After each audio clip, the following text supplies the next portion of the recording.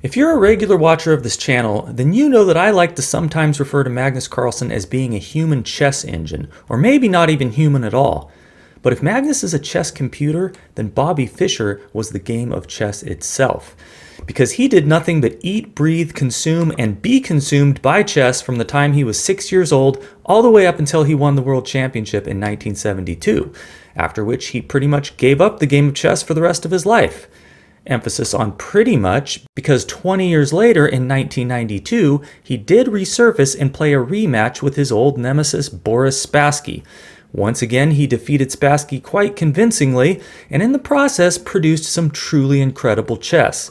Now, he didn't have the consistency that he once did. Not all of his games were masterpieces, but a couple of them were, including the one we're taking a look at today. What you're about to witness is chess perfection. In the eyes of the almighty engine, not a single one of Bobby Fischer's moves is significantly inaccurate in any way. He plays with such blinding precision, sacrificing pawns and pieces, that Spassky finds himself in a losing position after making only 12 moves. So this one's going to bring you right back to 1972, as it did me. I felt just like I didn't even exist yet. It was glorious, but enough nonsense. This one's a real stunner. You're going to love it. Bobby Fischer has the white pieces in this game number 11, and he opens with e4. Spassky responds c5, the Sicilian defense. We have your standard knight to f3, knight to c6, and now bishop to b5 from Fischer, the raw Salimo. An opening that Fischer had played a couple of times back in his heyday, but never against a player of Spassky's stature. Next is g6, the most popular response, preparing the bishop fianchetto, and Fischer now continues with an immediate bishop takes c6, which is an interesting decision coming from someone who is known to be a lover of the light-squared bishop. Spassky responds b takes c6. Now he's got the doubled pawns, which of course is the justification for such an early surrender of the bishop pair by white. Unlike d takes c6, this leaves the light-squared bishop's diagonal blocked for the moment. However, it does retain the central pawn duo, as well as opens the b-file for the potential development of the rook. Fischer continues with a kingside castling. We have bishop to g7, rook to e1, and now e5. A move that has never been very popular at the grandmaster level, or at any level, immediately blocking the dark square bishop, although clamping down hard on the d4 square, which is where white typically would like to push his pawn, usually after preparing it with c3. Which is still a fine move in this position, but Fischer has something much juicier up his sleeve. You want to guess what it is? Here's a hint. What would Morphy do? He'd of course play b4, sacrificing a pawn, as Fischer now does. And this appears to be an opening novelty. I couldn't find any instance of it being played before 1992. Spassky accepts the pawn with c takes b4. It is his best move. Now he no longer has those doubled pawns, but he has lost some control over the d4 square. Fischer now continues with the top engine move, which, after pausing the video, if you can guess what it is, then congratulations. The move is a3. Not something I would have played, but then again, I probably wouldn't have sacrificed the pawn on b4 either. So what does this do? Well, first of all, it offers black the chance to lock in that extra pawn with b takes a3, but this would be a mistake, which is why Spassky doesn't play it, since after bishop takes a3, white's got his bishop on a pretty nasty diagonal, threatening to post up on d6. Black could try playing d6, but then comes d4, looking to crack things open, and if e takes d4, then there's e5, and black's king is about to become quite embarrassed. Unless he avoids the pawn trade with d5, but then there's queen takes d4, and if knight to e7 in an attempt to castle next, then comes queen to c5 with pressure on the knight, threatening to take on c6 if the knight moves. Okay, you get the picture. In the game, Spassky plays the much more advisable c5, simply defending his pawn, which Fischer now captures, Spassky recaptures, and now comes d4. A move which, because black no longer has a pawn on c5, requires no preparation with the move c3. Spassky now captures on d4, a fine move. Now Fischer could immediately recapture with his knight, but he instead goes for bishop to b2, perhaps toying with the idea of recapturing with the bishop. If black were to play knight to e7 here, then after bishop takes d4, he would have no great way to avoid the exchange of dark squared bishops, which would of course leave him with some unsightly gaping dark squared holes around his king. So what's played is d6, covering e5, the idea being that after bishop takes d4, black can block the long diagonal with knight to f6 without having to worry about white pushing his pawn there to harass the knight. So Fischer says, okay, I was just kidding, I'll take with my knight, which to the unseasoned eye might look like a self-pin, but it's actually not, as it comes with the very severe threat of knight to c6, attacking the queen with the discovered attack on the bishop. Spassky knows he can't allow that. The best way to avoid it is to just play knight to f6, blocking the diagonal, but he decides to try queen to d7, which I gotta say looks pretty logical. Knight to c6 is no longer a threat, meaning that the knight on d4 is in fact pinned, but believe it or not, this move queen to d7 is actually a losing blunder, which Fischer now punishes like a freaking computer with his stunning response, knight to d2. Okay, it's a little anticlimactic, I know, but just wait, the fireworks are coming. And this is an insidious little move. That knight is headed to c4, which will come with a big threat, which explains why Spassky now neglects the completion of his kingside development in favor for the prophylactic bishop to b7.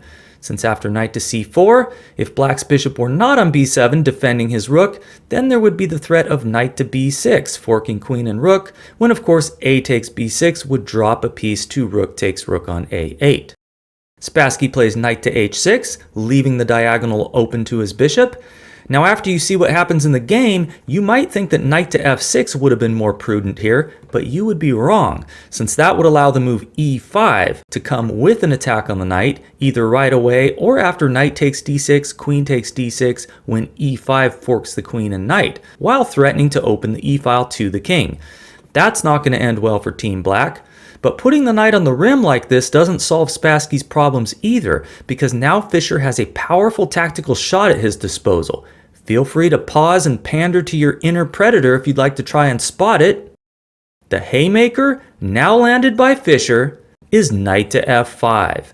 Now at first glance it seems like black can just play knight takes f5, defending his attacked bishop on g7, until you realize that e takes f5 does come with check, which will deprive black the right to castle, and along with it any reasonable hope of survival. If e takes f5, then bishop takes g7, attacks both knight and rook, with knight takes d6 check coming next. So what's played is bishop takes b2. And what do you think is next? Knight takes knight and then bishop takes rook? Nope. No reason to do that yet when you can grab a pawn with check on d6. The black king scurries over to f8, and only now do we have knight takes knight on h6, bringing the game back to material equilibrium for the moment. And Spassky even has the opportunity to now grab the exchange with bishop takes rook on a1, but he wisely declines since after queen takes a1, now his rook is under attack with nowhere to go but to g8, which is hit by the knight. So white is at least getting the exchange back here, when black will have nothing to show for his horrendously weakened kingside. This is why, in the game, Spassky plays f6. Okay, it's worth a try, it blocks that long diagonal, and prevents Fischer's next move, knight d to f7, from winning a pawn, but this does expose an attack on Spassky's queen, in addition to the attack on his rook. Of course, white's rook is still attacked, but it has protection. So if black were to simply move his queen somewhere, then after knight takes h8, he's going to be the one coming out behind in material. So Spassky goes ahead and trades the queens with queen takes d1, so that after rook a takes d1, at least he can provide some protection to his attacked rook with either king to g7 or what's played in the game, king to e7, connecting the rooks while watching over d7 so that there's no rook infiltration by white. Fischer now captures on h8, and after rook takes h8, I'll bet you can't spot white's best move in this position. Actually, you probably can, now that you know that there's something tricky to be found. It's the only winning move, since despite the fact that white's up the exchange, black does have the bishop pair and these outside connected passed pawns. But they're not going to help him after Fischer unleashes knight to f5 check. Okay, black has a few options. If king to f7 or to e8, then knight to e6 forks the king and bishop. That's no good. If king to e6, then there's rook to d6 check, defended by the knight, forcing the king to either e5 or f7, after which rook to d7 wins, with or without check. So what Spassky tries is the obvious g takes f5. But now we have e takes f5 with check, giving black two options. He can move his king to the east, allowing the rook into d7 with check, winning the bishop on b7, or he can play the move Spassky plays, which is bishop to e5, allowing Fischer to now win his sacrificed piece back with the move f4, attacking the pinned bishop with the pawn. Spassky plays rook to c8, attacking the pawn on c2, the bishop is removed. Now Spassky could simply recapture on e5 and maintain his utterly hopeless status, as all his moves do, but this would allow Fischer some quick activity with his rooks, beginning with rook takes e5 check, followed by rook to b5, hitting both bishop and pawn. So what's tried is rook takes c2, allowing Fischer to get a passed pawn now with e6. You'll notice that black can now grab a pawn with rook takes g2 check, but this is no route to reclamation, since after king to f1, what are you doing about rook to d7 check? Bishop to c6 doesn't help, since after rook to d7 check, if the rook were to be captured with bishop takes d7, then there comes e takes d7 with check, king takes d7, and there goes the rook on g2. Spassky can see what's coming, and so instead tries bishop to c6. Now rook takes g2 check is a threat, but you know what's a bigger threat? b3. Yes, that passer is actually getting dangerously close to becoming a queen, or being replaced by a queen, however you like to think of it.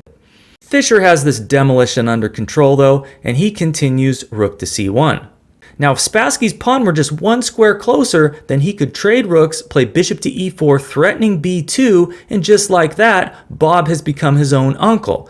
But here, after rook takes c1 played by Spassky and rook takes c1, if Spassky were to continue bishop to e4, Fischer would have ample time to get his rook to a square where it could control b2.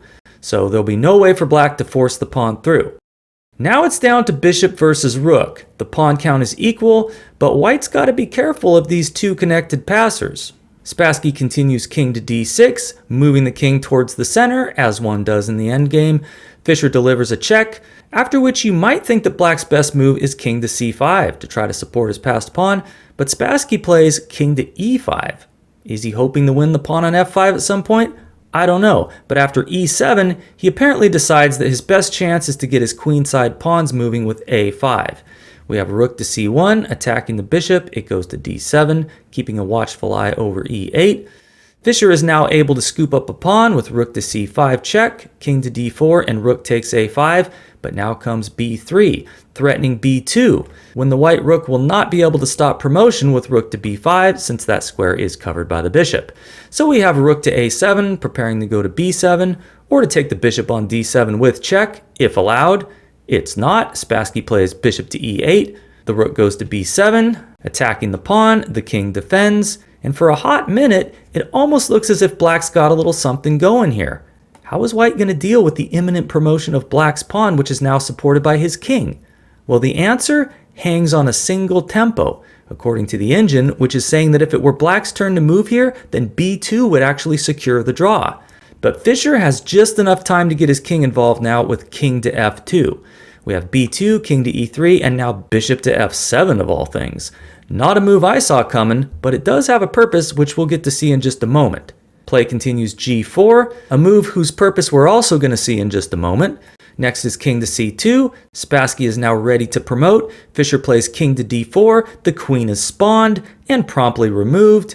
We have king takes b1, king to c5, king to c2, and after king to d6, Boris Spassky resigns the game.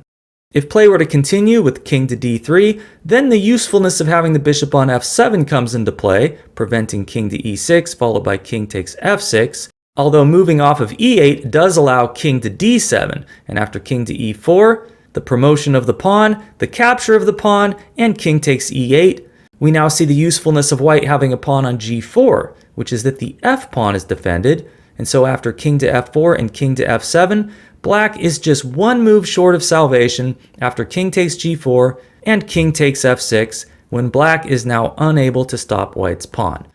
So there it is, what could be considered to be Bobby Fischer's final flash of brilliance before he began his final descent into whatever it was he became in his later years. That's the subject for a whole nother video, but that's all for now. If you enjoyed the content, please consider subscribing to the channel. You won't regret it. Hit that like button, leave a comment, leave another comment. All those things help tickle the algorithm, and I will see you next time.